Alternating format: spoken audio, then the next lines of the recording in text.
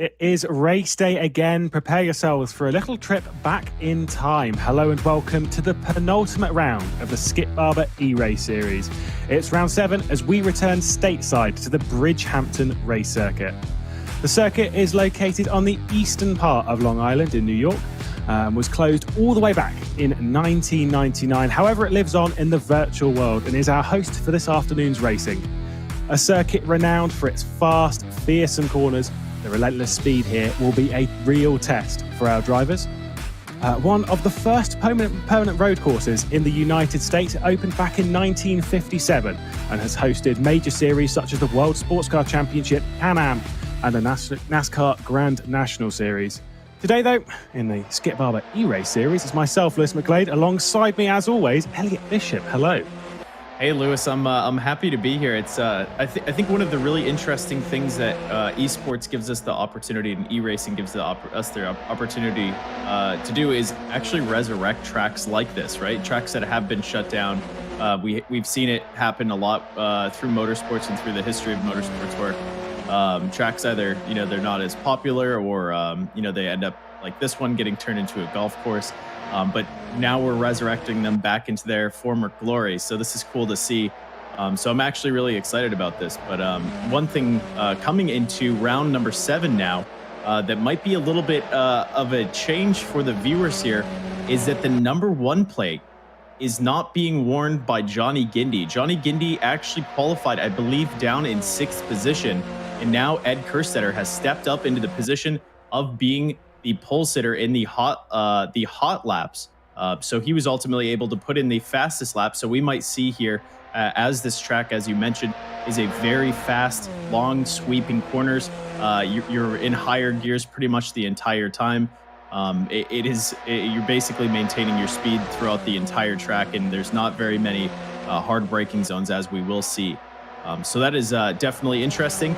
And there's a lot on the line here this weekend, race in round number 7 now for Johnny Gindy, especially considering that he is our championship leader.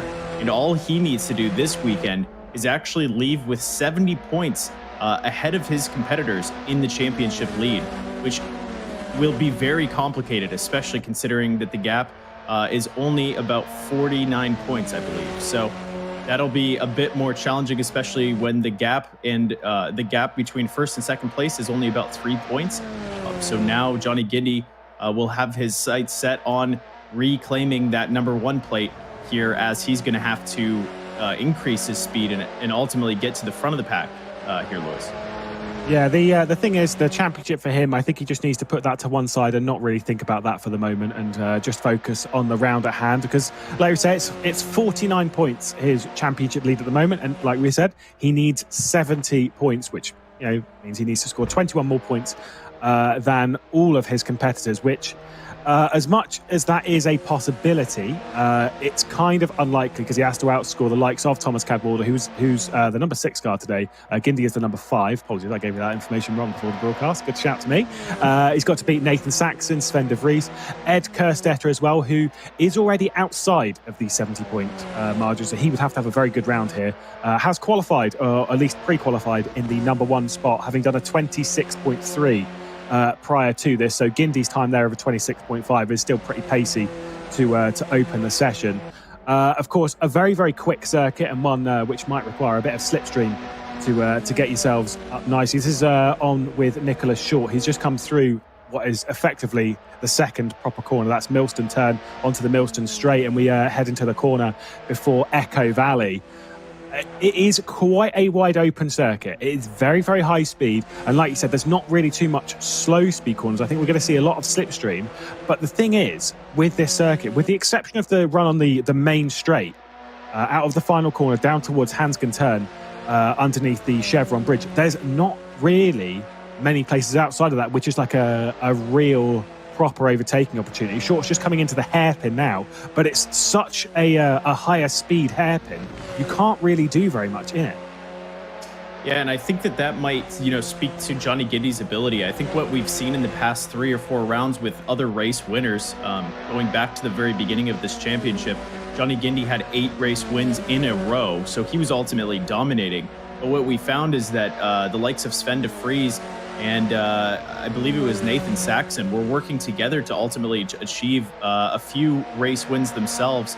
One of them being at Silverstone, where Nathan Saxon was able to trap Johnny Gindy back in third position after Sven de Vries did a bit of the early work, and then Sven de Vries was able to come out with the race win. So one thing that is worth paying attention to here this weekend is if Johnny Gindy's starting in fifth position. Obviously, right now he has the pole, so he has found a bit of speed.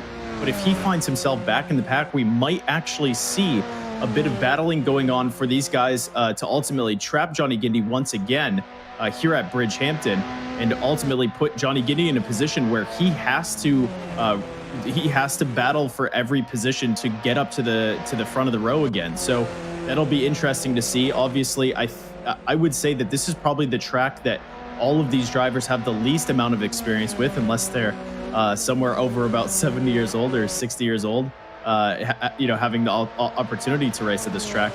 So here this weekend, these guys are all learning it as they go. And I think that really speaks to Johnny Gindy's qualifying. He qualified in fifth position. And I believe you said that you gave me false information before, Lewis, so hopefully I'm right here. But I think that the field was a total between all the drivers was 3.5 seconds in gap to be able to qualify, which I believe is the largest gap that we've had throughout this entire series. So this weekend, it'll be a bit interesting just to see how some of the drivers ultimately get comfortable and find their pace, and then bring it to Johnny Gindy if it is possible. I actually created a bit of a calculator to be able to see the gap in real time for the championship position. And currently, Thomas Cadwalder in second place in the championship and Nathan Saxon in third place in the championship are 6 points divided. So what that means for us currently is that Nathan Saxon and Thomas Cadwalder will be battling head-to-head for that second place in the championship here this weekend, and then also going into the final round next weekend on Sunday, round number 8. Yeah, it's looking pretty tight for that second place in the championship. Like we said, we've got a 12-point margin between Cadwalder, Saxon and de Vries. It is all very, very tight there. The likes of Ed Kerstetter is sort of still a part of it, but he is 36 points off the back of Thomas Cadwalder, so really needs to have a good round here at Bridgehampton. Of course, they're all fighting for the main prizes in the championship. The prize which at the moment Johnny Gindy is holding fairly comfortably for the first place position in the championship is a full season in the 2020 Skip Barber Formula Race Series, along with 5-day competition race, licensed race school, and the Skip Barber Race School coaching as well. The thing is, though, had he been doing this between 25, 30 years, more on a sense of 30 years ago, had this been an opportunity in doing the full season of the Skip Barber Race Series, you would have potentially raced around this circuit. So Skip Barber has a little bit of history around here, having been here a very long time ago. A lot of the staff behind the scenes have been to this venue a few times. There's a golf course now, unfortunately, no longer exists. Sadly, yeah. But I mean, she is quite bumpy. I'll give her that. In game, very, very bumpy, which maybe is reason why it was ripped up and replaced. Oh, Cadwalder getting a bit of traffic there coming into Echo Valley. Yeah, we've only got a minute 30 to go. It's all pretty tight. Exactly what I was just about to say. A minute and 30 seconds left here in the qualifying. The qualifying is going to set these drivers up for race number 1 here, which is a point scoring opportunity. Where they finish in race 1 ultimately sets them up for where they're going to start on the grid for race number 2. So this is actually very important for them right now, especially with this track is wide. If you look at the car, there's quite a bit of space, but once these guys get on race pace, it'll be interesting to see how much these guys have as far as passing opportunities have. For me, especially, I have absolutely no idea where this track is going. I have a track map from what I believe to be the 70s or 80s, all in black and white, that's been photo scanned in from the original track. So this will be interesting just to see where the passing opportunities are, because I haven't, this is the one track I haven't seen any cars race head to head on before. So we'll see how many opportunities these guys have. We might actually end up finding that this track is filled with passing opportunities. We found that this car is pretty effective just to work in the slipstream. So getting behind cars and working within that toe to to pass on the straightaway, and on this track with a lot of speed being held, we might see a bit of that as we saw at Monza with some of those longer sweeping right-handers, the penultimate corner coming into the front straightaway. So we saw a lot of passing opportunities there. So we might see a bit of that here. Going back to the championship calculator that I have, I actually didn't even mention that Sven de Vries is only 6 points off of the back of Nathan Saxon. So Sven de Vries, currently in 4th position in the championship, is only 6 points off of Nathan Saxon in 3rd. And then Nathan Saxon is only 6 points off of Thomas Kaltwalder in 2nd place. So there's Sven de Vries isn't completely out of this here. He still has an opportunity to catch up as well. Yeah, he's desperate to do so as well, and maybe have a bit more of a stab into the real world of racing. He's had a little bit in his career, but nevertheless has to step up here, and he is doing so. He's currently qualified in 2nd position. Gindi on that 26.461, by the way. That is faster than the time he pre-qualified into this round. The number 5 on his car. It's a number he's not really been accustomed to. It's more the number 1. Only twice has he been outdone in the pre-qualifying sessions. First one by Sven de Vries back when we were supposed to do Daytona, then it changed to Brands Hatch. And then, of course, here where Kerstetter has beaten him towards the line. See if Ed Kerstetter can improve on his time. I don't think he can, and it seems like it'll be a 3rd place for him. Gindi from de Vries, the top spot. How that's going to run on the way down towards Hangston Turn, and that's going to be damn interesting for sure. But another pole then for Johnny Gindi. Pretty impressive lap there, especially considering he didn't come into it realistically looking like the favourite, Elliot. And now, starting from that pole, we don't know if that's a good thing or not, because like you say, we've not seen racing around here. How this is going to play out across the race, we have no idea. Yeah, exactly. And a good example of that is Monza. Starting on pole position in Monza is actually a bad thing because you're going to be on the outside row. So here, we actually don't know what that's going to look like. But we definitely know that on this track, there is one feature that is still here, or that was here previously to the golf course being put in, and that is the sand traps. This track is completely surrounded in sand. So we'll see if that plays into their driving as well. Just driving out wide on any of the corners and collecting a little bit of sand that might end up proving to cause a few of these drivers to spin out. But I guess we'll have to wait as we're going to go into race 1 here after this quick break. Stay tuned as we go into Bridgehampton race number 1.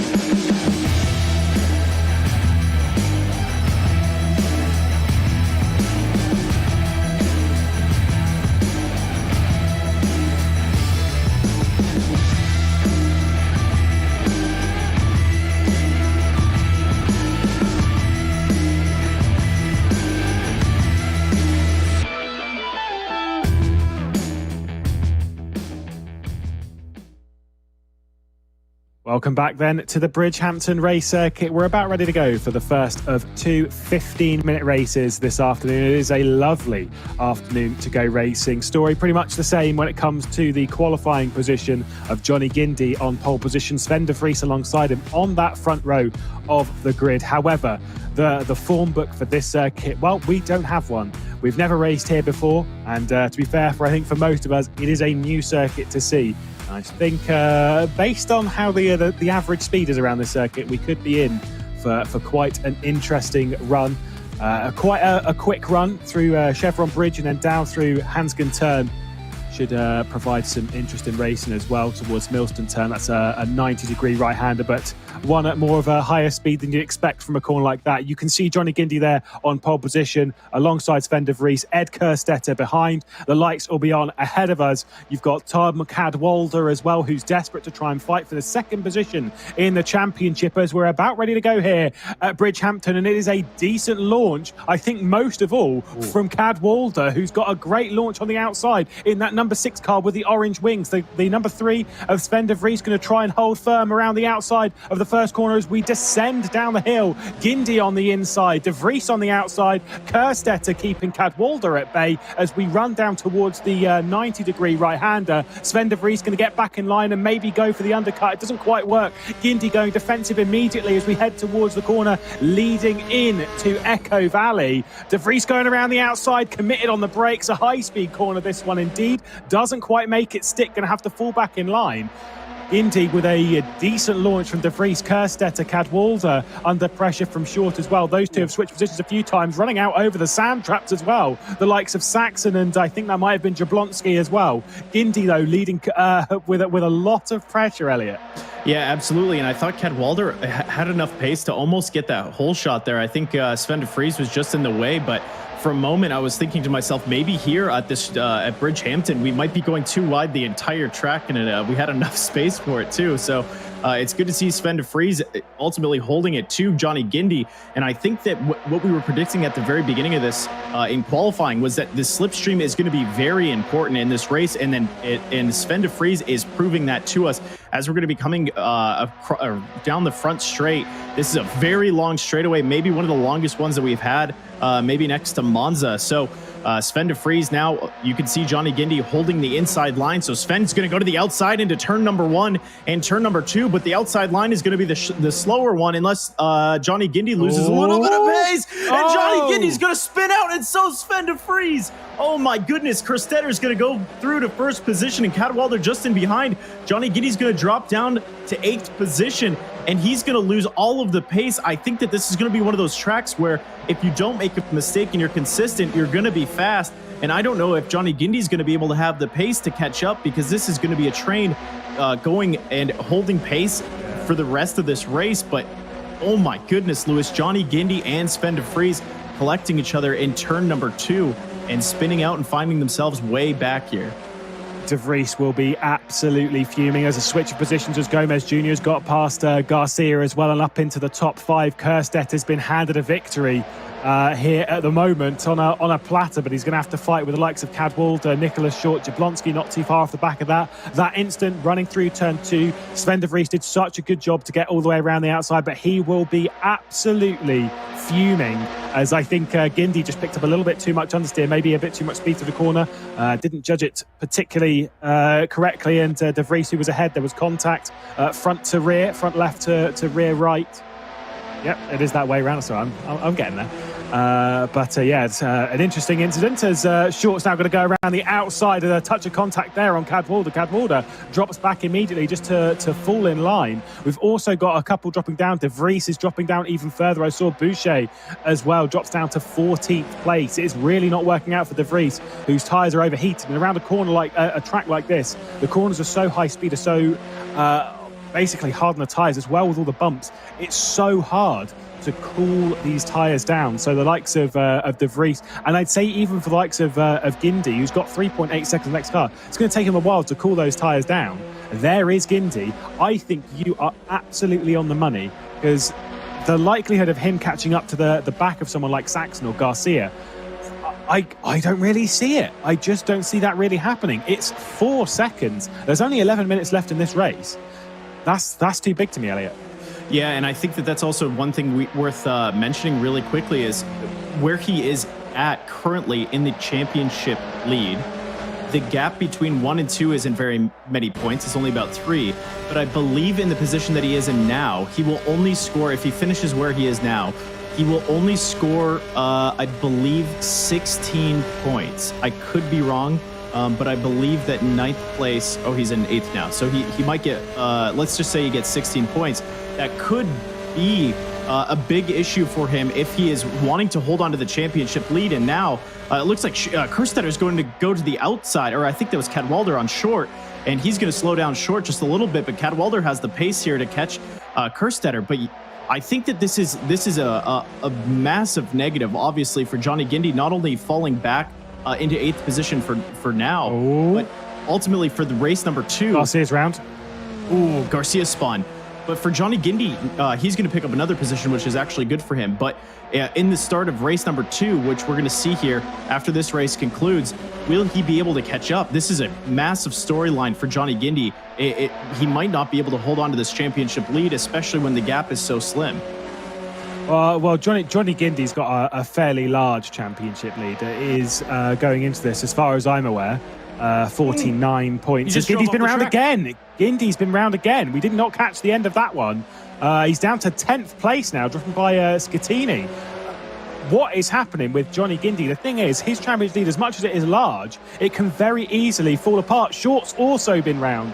This is going absolutely mental right now as Short's dropped down behind Saxon, as people are really, really struggling with this circuit. It is renowned for its difficulty, and we are really seeing that as Cadwalder's now on the back of Ed Kerstetter, your race leader. We have the battle for the lead. 9 minutes to go. Cadwalder's going to pick the outside, sets the fastest lap of the race, a 26.850. Going to try and do what Sven de Vries did to Johnny Gindy. Is he going to be committed around the outside? Yes, he is. Oh, the two of them giving him enough space. That's how we like to see it, coming up towards turn 3. And Cadwalder up into the race lead. Fantastic work around the outside of Ed Kerstetter. Jablonski, by the way, up into 3rd position. Didn't qualify particularly high, but the number 11 car using the coaching very, very well throughout the season. We have seen his race pace and race consistency be very, very well. A few mistakes, yes, but he's always there or thereabouts. Comes into this round, he is 6th in the championship and has really put on a good run, and this will definitely help him out. But Cadwalder there up to lead by half a second, as I think, who's that dropping down the order? I think it might have been Bear. Yep. Dropping even further down the order as Gindy's got back up to 9th. Yeah, and Bear's going to lose another position to Sven de Vries. One thing that you and I were talking about previous to the broadcast starting was if Johnny Gindy ends up, what we were talking about was that if Johnny Gindy ends up with 70 points of championship lead, over 70 points of championship lead, he is the series champion. That isn't going to happen, I don't believe now, based on what we're seeing. And for Thomas Cadwalder, who's 2nd in the championship, he's exactly where he wants to be in the race lead with everyone else behind him. And the guy that he's competing with all the way down in the row in 10th position. That is huge for Cadwalder. So it's going to be a bit of a question whether or not he can hang on to his wits here for the last 7.5 minutes for this race number 1 and then into race number 2. If he can hold this position, as it seems that he's the fastest guy here on this track, he will ultimately score quite well and really push this championship battle into the final round. So that'll definitely be a story that we'll be following along. But now on board with Schettini, as we can see, I would really love to go onto an onboard just for an entire lap, just to see how much these guys are shifting. Because from what I can see, they're in high gears pretty much the entire way round. There isn't really much, besides the hairpin later on in the track. There isn't much in the means of braking zones. As you see here, we're in 4th gear, and he's going to be probably coming up into 5th or 6th by the time he gets to the next corner. So when you make a mistake like spinning out, there isn't much time for you to catch up. There isn't, you can't outbrake other drivers. You can't, you can't ultimately find pace in the ways that most drivers do in races like this. This is more like NASCAR at this point, where, you just have to find a draft and you have to be extremely consistent to be able to not only maintain your position, but if you have any hopes of passing, you're going to have to rely on your speed, your consistency, and in the draft of the car ahead of you. Oh, that's a massive crash from a baddie. No, that was a baddie. Okay. That was a monster crash at the final corner. It's such a high-speed one. It's a very narrow entry. You're coming through such a fast right-hander into what is effectively a slower right-hander, but not really much slower. A massive off there for a baddie. And we were riding on board there with Schettini. You saw in the background Gindy, who has got by Schettini now. That'll be at the first corner. Who's off? Someone's off in the background. Was that Schettini off in the background? I just saw someone off right in the back of the shot. Not sure who it was. It could well have been... it might have been Gindy again. It may well have been looking Guindy. Bearing in mind that's 12.5-second gap. That may well have been Guindy off again at T2. Yeah, and I didn't get an eye on that, but yeah, definitely between fifth and sixth, between Saxon and Guindy right now is a 12-second gap, which is probably the biggest gap that we've seen between Guindy and any other driver ahead of him. So when we saw Bear actually spin out, that was the final corner of the track leading onto the front straightaway, very similar to the penultimate corner in Monza. That is probably the worst place in the entire track that you want to spin out, because that basically sets up the pace for your entire lap.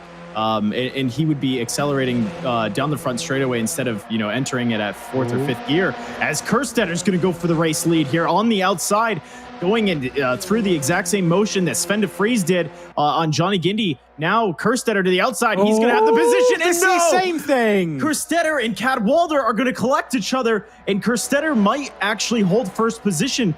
But for Cadwalder, he is going to be dropping back. Through. And Johnny Guindy is back in the running for the championship points, because Cadwalder's dropping back all the way to fifth position, and Johnny Guindy is the man behind him. That is a massive, massive error that we saw between Johnny Guindy and Sven de Vries, and now Kerstetter and Cadwalder doing the exact same thing. I wonder if there's a bit of oversteer if you're holding that inside line, as we've seen the driver on the inside drive a little bit up and just make the slightest bit of contact. It's only a tiny bit of contact, but at this speed, it's enough to throw them around. Jablonski then leading the way from Gomez Jr., Saxon and Kerstetter. It has been a frantic race here, and the battle for the podium not done. Guindy now past Cadwalder.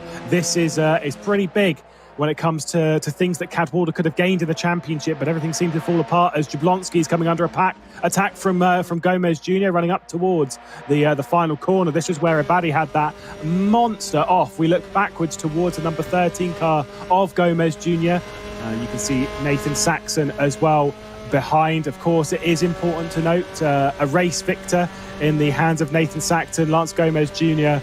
and Jablonski, not race winners this season. Saxon's going to be able to get by. This is a massive gain for Saxon in the championship. He sits 6 points off the back of Cadwalder and should be gaining nicely contact. Oh, again. That was the exact same corner. Yep. I think that there's on the inside line, there's a bit of understeer, because I think that it dips just a little bit. And it seems that as soon as they drive out to the outside line, they're getting a little loose in the rear. Each one of the drivers, Guindy, Saxon, and I believe it was Kerstetter, all three of those guys losing a little bit of speed. I think that we saw someone make that pass into turn one effectively, but yeah, despite that, we haven't we've seen much understeer, and I think that's a little bit off of the racing line. So maybe these guys aren't used to having to drive just a little bit further off of that curb. And now Nathan Saxon is able to get right in on the back bumper of the dark horse of the series, Gomez Jr.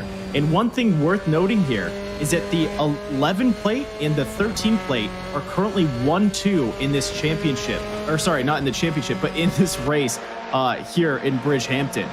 The driver that qualified 11th, Jablonski, is currently leading the race.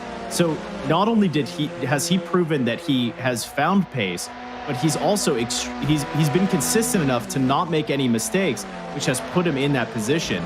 And I think that really speaks to this track. This is something that we're finding out. If you make any mistake, you're pretty much out of the running for a race lead. If you're able to just be extremely consistent, you could be 2/10 slower than the car behind. But if they make a mistake, they're going to be 18 seconds plus behind trying to catch up. Yeah, the thing is as well, you've got to remember that all of these drivers have gone through effectively like a race school coming into this. They've all been tutored, and with this being a race circuit that they're all aware of, the tutors are aware of this circuit. They've been to this circuit obviously a long time ago, mind, considering it's been closed for 21 years. But they're aware of the circuit, and for a lot of the drivers coming into this, a lot of these drivers weren't even born when the circuit was closed. So from that, they're open to the information that they've been given, as we see Nicholas Short coming under attack from Sven de Vries. Jablonski there in that 11 car. How many times have we seen that this season? Him being in a high number, the likes of 11, 12, 13, whatever. And he comes into it as Saxon and Gomez Jr., I think, have been off, and Kerstedter's got through. We can see Gomez Jr. here in the number 13 car has dropped down to 4th position. Saxon up into 3rd. I think there was an off there for Gomez Jr., maybe contact between the likes of Saxon and Gomez Jr., and Kerstedter's got up into 2nd position. And whilst this has happened, they're coming up towards the, is this the final corner again? It certainly is. There is going to be one lap after this, and Jablonski is going to be leading the way at the front. As who was that slowing down? They're going to come and go and go lap down. But yeah, a lap car. Yep. I think it was they're getting decent tutorage around a circuit that they don't know. So for the likes of Jablonski, taking major advantage, as we're seeing some further side-by-side. Kerstetter and Saxon. Oh my goodness me, they're brave. Here comes Saxon down the inside. That's not really one you can commit to.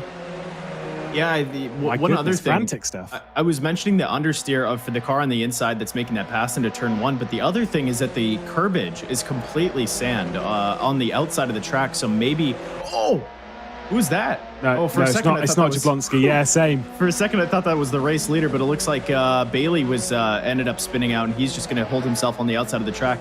A good bit of news there for Jablonski. For a second there, I thought Kerstetter would have found the pace, but yes, we are on the final lap, and with this, Jablonski is going to be holding the lead as long as he can be consistent here, as he has been for the past 15 minutes.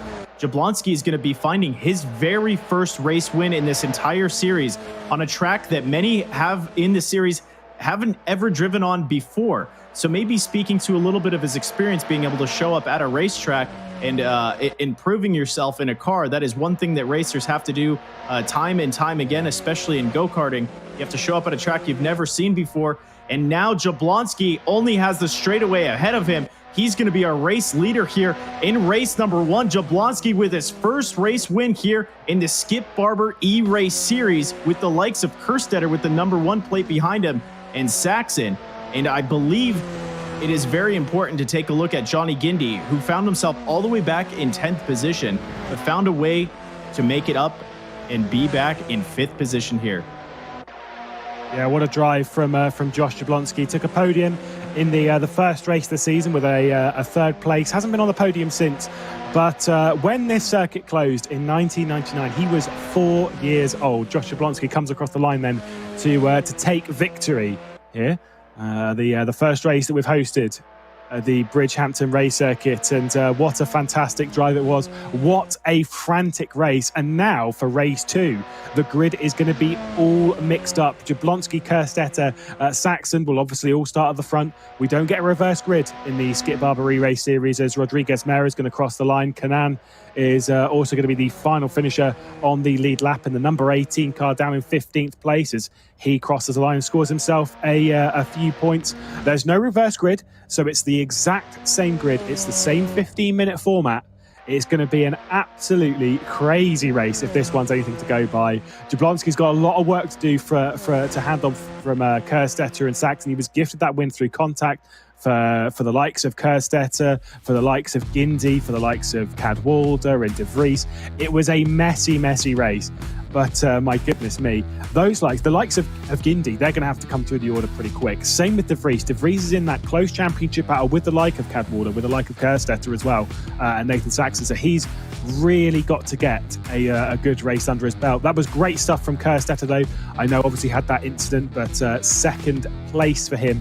Like I said earlier in the broadcast, he's 36 points off of Thomas Cadwalder, and scoring some decent points there will definitely help his charge up towards the top 2. There is only 3 races left in the Skip Barber eRace Series 2020 to decide who is going to be taking our top prizes in the championship, and there you can see our race finishers. Everyone managed to get to the checkered flag of the 17 main runners that we had. Jablonski then leading Kerstetter and Saxon, 1.7 seconds separating the top 3. Good stuff. Bit of a lonely race after an incident late on for Gomez Jr., who was very much a part of the podium battle and was running 2nd for a lot of that, and then drops back to 4th place. Gindy, Cadwalder, Scatini, Garcia and De Vries rounding out your top 9, with Short the final one inside the top 10. We'll see what happens in the second race, though. We'll join you after this.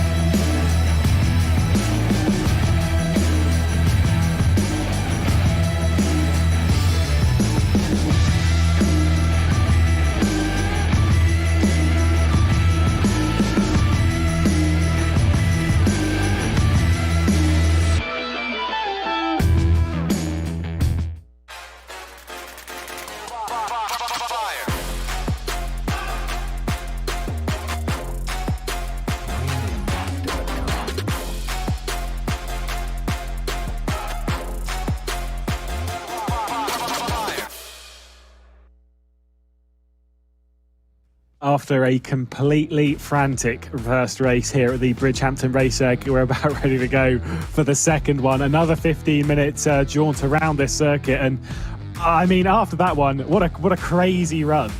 Josh Jablonski taking his first victory in the season ahead of the number one car of Ed Kerstetter, the top qualifier coming to this. What a brilliant race he did.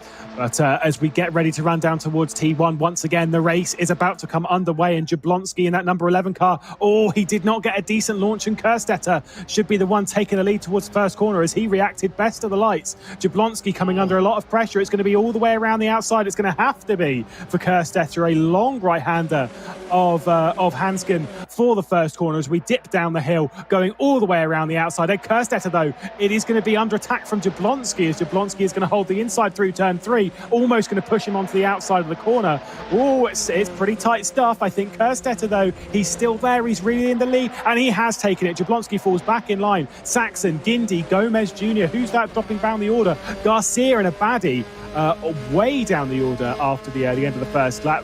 De Vries up towards P7, so he's making some decent progress in the early stages, as is Gindy, who's up to 4th place. Kerstetter, though, up to the race lead. Jablonski got to put a lot of work in, a lot of elbow grease to catch that, and he's got Nathan Saxon directly behind him, and Johnny Gindy lurking in the background, your pole sitter coming into this race. This is further down the order with Sven de Vries, who's up to 6th place now. He is an angry boy as we head through the hairpin. He was not happy at that instant in the first race between himself and Johnny Gindy, and he has his eyes set on one place this race, and that is the race lead.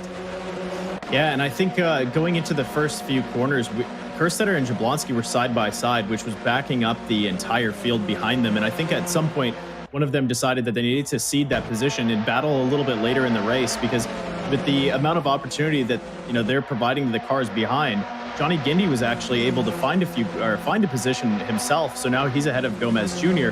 Not only that, he's actually not too far behind them. So the first 3 cars, and I think that's Saxon going to the outside of Jablonski here, looking for an opportunity. There's not going to be a lot of room there, so Saxon's going to drop back behind Jablonski, and now Kerstetter's going to find a little bit of a gap as Saxon's going to look to the inside again.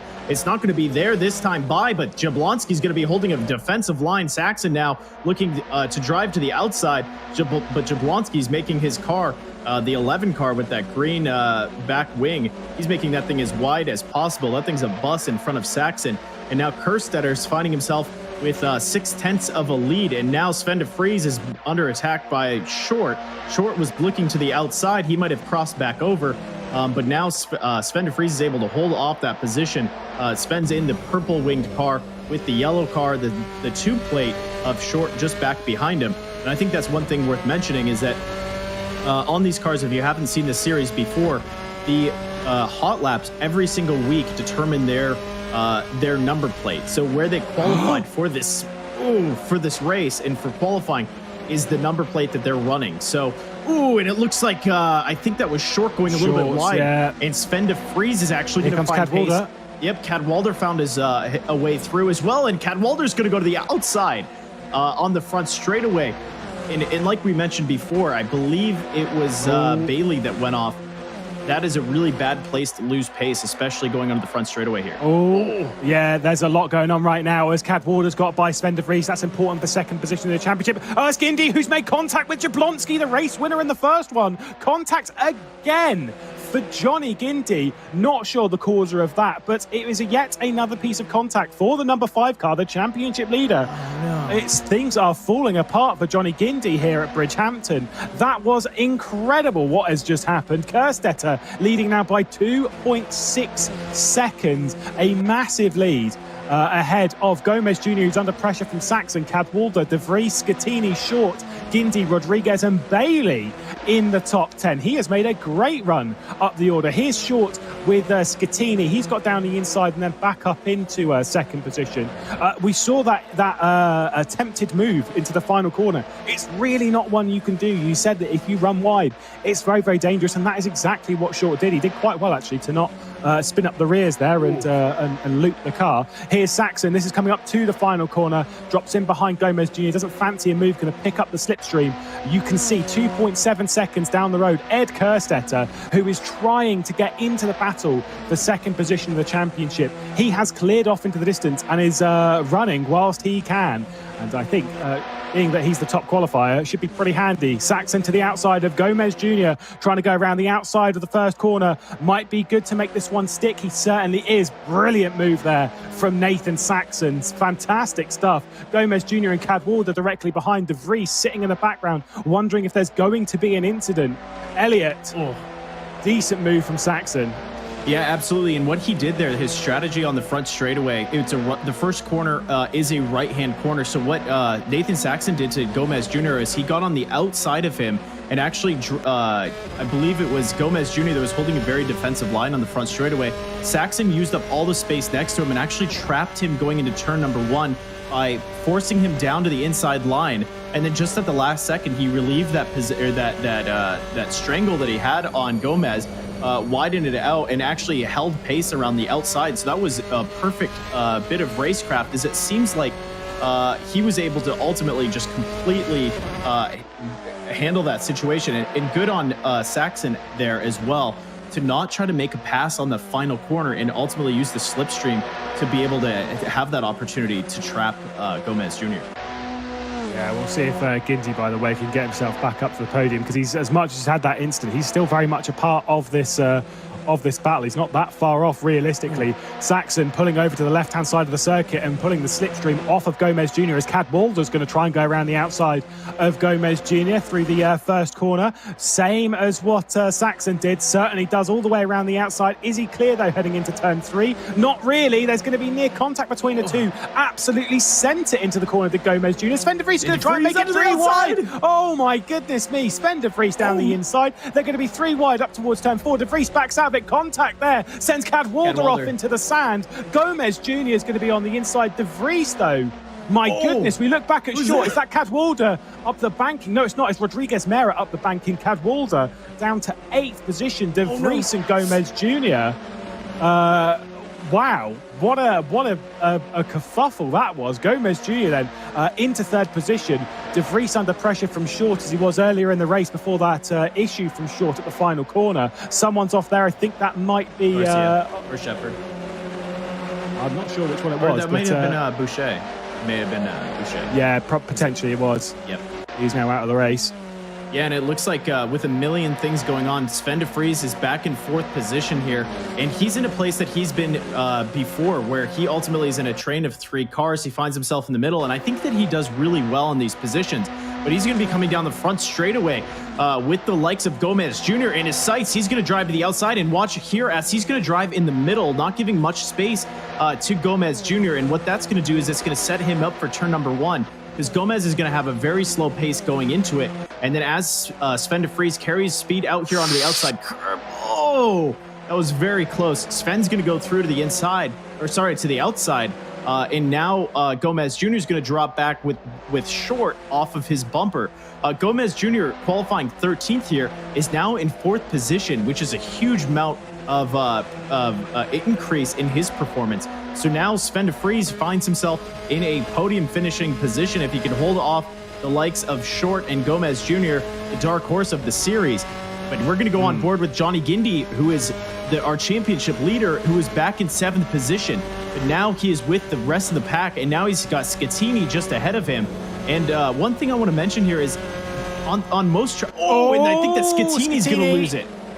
So Gindy doesn't even have to put pressure on Scattini to make a pass. He just has to wait till he makes a mistake. And I think Johnny Gindy's found that out.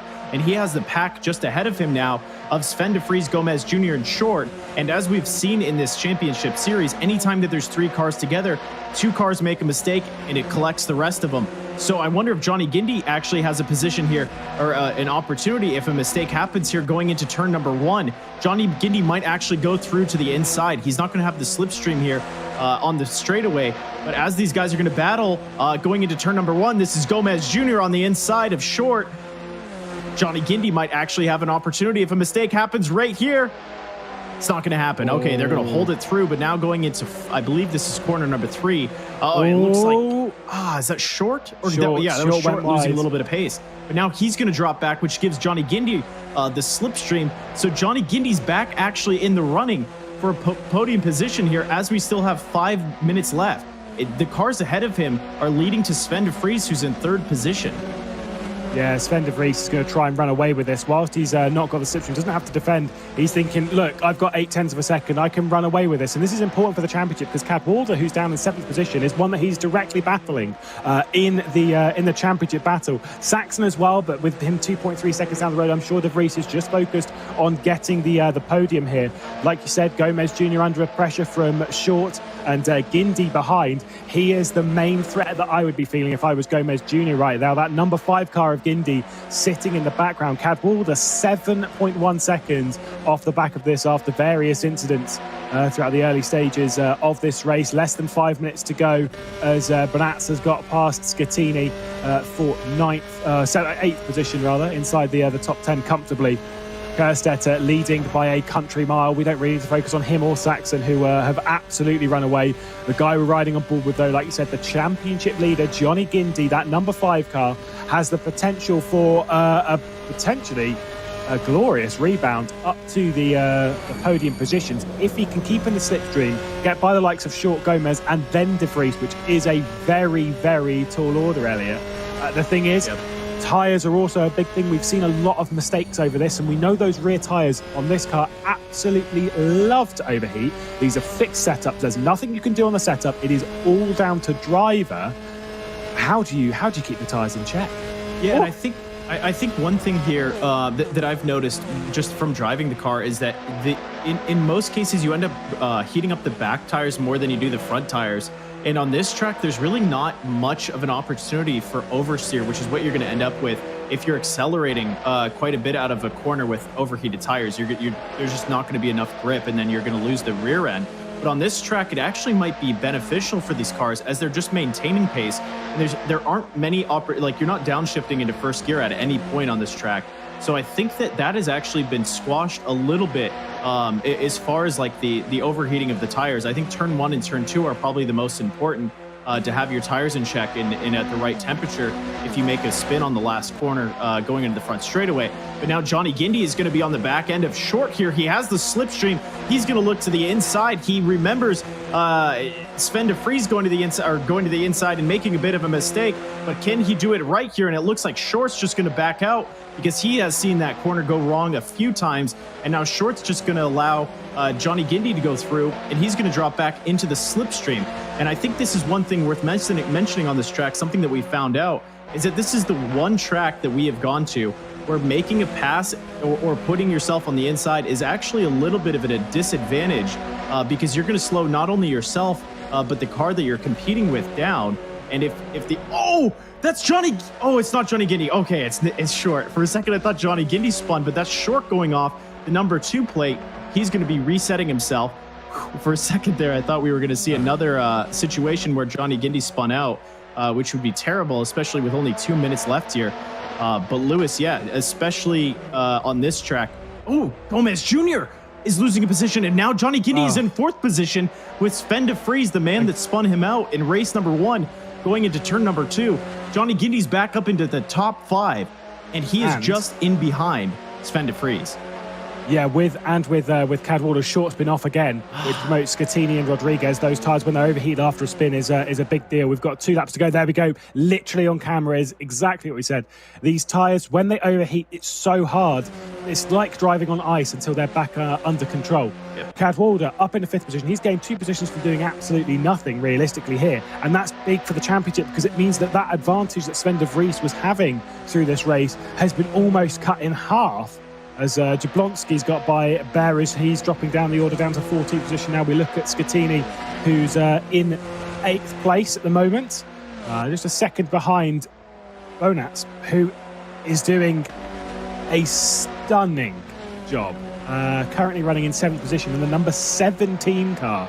There was quite a big split coming into this. You said it earlier in the broadcast. It was 3.5 seconds, the split to get onto the grid, which means that those ones lower down with the numbers of like the 17s, the 18s and whatever, like they've had to put in a lot of work to get anywhere near the pace of the top lot. And Bonatz, what a job. Bonatz, one thing worth mentioning, sorry to cut you off, Lewis, is that he just got a gaming computer recently. So he's very new to sim racing. He's 32 years old, and he's been active with Skip Barber but until Sunday night, he did not have a gaming computer to race on. So now he's running up in the top 10 in 7th position, and he is able to be competitive with the likes of Gomez Jr., Scattini, we've seen running at the top of the series for the past 7 rounds. So Bonat ultimately bringing pace, and we're going to have 12 seconds as we're going to be coming across the line. I believe that they're going to have one final lap here as the clock is going to tick down to 0. So they just have to come across the line one more time. So we have 1 lap left here. Can Kerstetter hang on to it? But yeah, going back to Bonat, this is I'm not entirely sure how much sim racing experience he has, but if he just got a computer on Sunday, he is doing quite well. And I think that really speaks to the talent crossover between real world motorsports and sim racing. And not only that, but the fact that Skip Barber is helping a lot of these guys just get attuned to this car and figuring out the little nuances of sim racing with this car. Another person worth mentioning is Tom Canan. He's 55 years old, so he might remember this track in his days. But he's a semi-professional from the late 80s and 90s and actually raced in Skip Barber Pro Saab Series in 1989. So we have a very diverse and there's no limitations as far as age is concerned in the series. If you're fast in real life, Skip Barber can help you get fast in the game and vice versa. So final lap, Kerstetter still holding the lead. Saxon in behind, 2 seconds behind that. Sven de Vries now with a 2-second gap between him and Saxon. And it's going to be Johnny Gindy who's going to be holding 4th position as long as he doesn't make a mistake, as it seems that he doesn't have the slipstream to work off of. So as long as the guys ahead don't make a mistake, they're going to be fine. And as I say that, Kerstetter is going to be coming across the line and finishing in 1st position here. My goodness, Kerstetter just being extremely consistent was able to hold that position. And now I believe Scattini down the inside of Bonat. Oh, there's contact with the final corner. Bonat's going to drop down to 8th position, maybe 9th if Rodriguez Mera's got him as well. Still a good drive, but down to 9th position at the final corner. Great drive there by Bonat. Scattini put it in on the final corner, making the pass to go through, and Bonat's just ended up getting pushed out into the sand trap. So he ultimately slowed down just enough to allow Rodriguez through. And like we mentioned many times in this broadcast, as soon as you lose pace on that final corner, you're completely out of luck, and quite a bit of the field is going to pass by you. But my goodness, the story here is Johnny Gindy dropping back to 10th position, our championship leader in race number 1, and finding a way somehow to finish in the top 5 in both races here, Lewis. Yeah, it's just a testament to his consistency as Bear crosses the line. Canan will be the last one to do so, down in 14th place, like you said. A very diverse grid. This man, though, Ed Kerstetter, taking his first victory of the season, desperate to try and get inside the battle for that 2nd place in the championship. And with a good round here, 2nd place in the first race, and then a race win in this one, his first of the season. Done a mighty impressive job. Has taken 3 podiums prior to this evening's racing. 2 of them were last time out. So that's 4 consecutive podiums from Ed Kerstetter at this very important part of the championship. And whilst he's doing that, ticking off the points and really closing into the likes of Cadwalder, Saxon and De Vries ahead. A bit of a disaster round for to be fair. All 3 of them didn't really have a particularly great one this afternoon. Incidents across the board, some crazy racing. Bridgehampton, what a host for the penultimate round of the championship. And we've only got 1 week until we head back to Laguna Seca to end the season, where we'll crown our champions. We'll see who's in the top 3. There you can see your race winner, Ed Kerstetter, 2.8 seconds clear of Saxon and De Vries. Elliot, what a race, what a round. Yeah, and we'll have to wait for the championship points. Obviously those will be posted at the end of this broadcast, but it will be very interesting just to see how that all turns out. In race number 1, I had my bets in my heart on Thomas Cadwalder to ultimately hold 1st position, but obviously that went sour for him. So he's going to end up losing a bit of the points because him being in 2nd position in this championship, he really needed those points this weekend and wasn't able to find that in race number 1 or 2. He was leading for a moment, but then just a small mistake caused him to drop back into order. So it'll be interesting to see how the points, play out, because as we mentioned, Johnny Gindy only needs a 70-point lead to be able to hold the championship. So in race 1 in round 8 next weekend, we might crown our champion being Johnny Gindy if he can come through and win that race. So very, very, very cool and close stuff. It'll be a nail-biting experience, and I'm sure for Johnny Gindy, he feels confident in the position he's in now, and hopefully we'll have a very close championship finishing round here in round number 8. But we couldn't ask for it in any better of a way. You don't want it to finish. You don't want your championship to end in halfway through the season. I'm happy that it's going to the very last round here, Lewis. Yeah, Gindy's had an incredible season thus far, but we'll have to find out how it ends in a week's time at Laguna Seca. Of course, if you want to come and take part, qualifying opens tomorrow. It's a $20 entry fee to come and take part in the pre-qualifying and try and get yourself on the grid. Of course, Laguna Seca is one that we started the season now. Starts at 9 a.m. Pacific time and runs to 11 p.m. Pacific. So get yourself on the grid, and we'll see you in a week's time. Until then, though, thank you very much for joining us. Until then, goodbye.